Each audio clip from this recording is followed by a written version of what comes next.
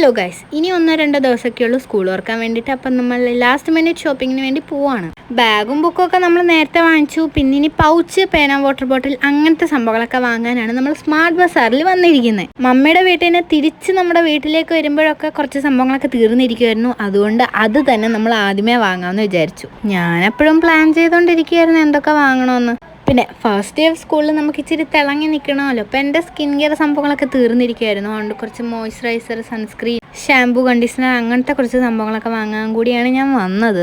ഏതെടുക്കും എന്നുള്ള കൺഫ്യൂഷനാണ്. ഞാൻ നേരത്തെ ഉപയോഗിച്ചുകൊണ്ടിരിക്കുന്ന സംഭവം ഇവിടെ ഞാൻ കണ്ടില്ല. അങ്ങനെ നമുക്ക് വേണ്ട സംഭവങ്ങളൊക്കെ വാങ്ങിച്ച് നമ്മൾ ഇനി അടുത്ത സെഷനിലോട്ട് പോവാണ്. അപ്പോഴും ഞാൻ കുറേ സംഭവങ്ങൾ മമ്മയോട് എടുത്തോട്ടെന്നൊക്കെ ചോദിക്കുന്നുണ്ട്. എനിവേസും മമ്മി സമ്മതിച്ചില്ല. ഓക്കെ, ഇന്നത്തെ ഔട്ട്ഫിറ്റ് ഇതാണ്. അവിടെ കുറേ ക്യൂട്ട് ഐറ്റംസ് ഉണ്ടായിരുന്നു. അവിടെ ഞാൻ ഈ ഒരു ടംബ്ലർ കണ്ടായിരുന്നു. പക്ഷേ നമ്മൾ അത് വാങ്ങാനല്ലല്ലോ വന്നത്. ഈ ബോട്ടിൽ എനിക്ക് വാങ്ങണമെന്നുണ്ടായിരുന്നു. ബട്ട് നമ്മൾ വേറെ വാങ്ങിച്ചല്ലോ. ഇനി നമ്മൾ ഏറ്റവും മേലത്തെ നില പോകണം. അവിടെ ആണല്ലോ നമ്മുടെ മെയിൻ സംഭവം, പൗച്ച്, പേന, സ്റ്റേഷനറി ഐറ്റംസ് ഒക്കെ. എൻ്റെ കയ്യിൽ ഒട്ടും നിൽക്കാത്തതാണ് ഈ പേന, പ്രത്യേകിച്ച് അതിൻ്റെ ക്യാപ്പ്. അതുകൊണ്ട് ഞാൻ ക്യാപ്പില്ലാത്തതും കൂടി അങ്ങ് വാങ്ങിച്ചു. എനിവേ, ഇതാണ് ഞാൻ വാങ്ങിച്ച പേന.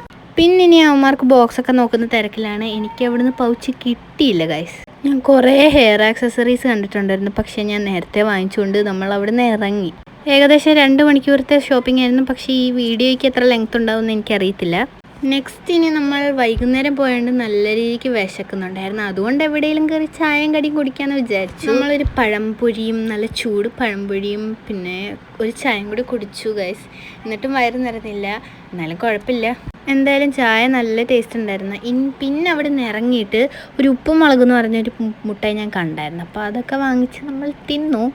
ഓക്കെ, ഇനി നേരെ വീട്ടിലോട്ട് പോകണം. അപ്പോൾ ഓക്കെ, ബൈ.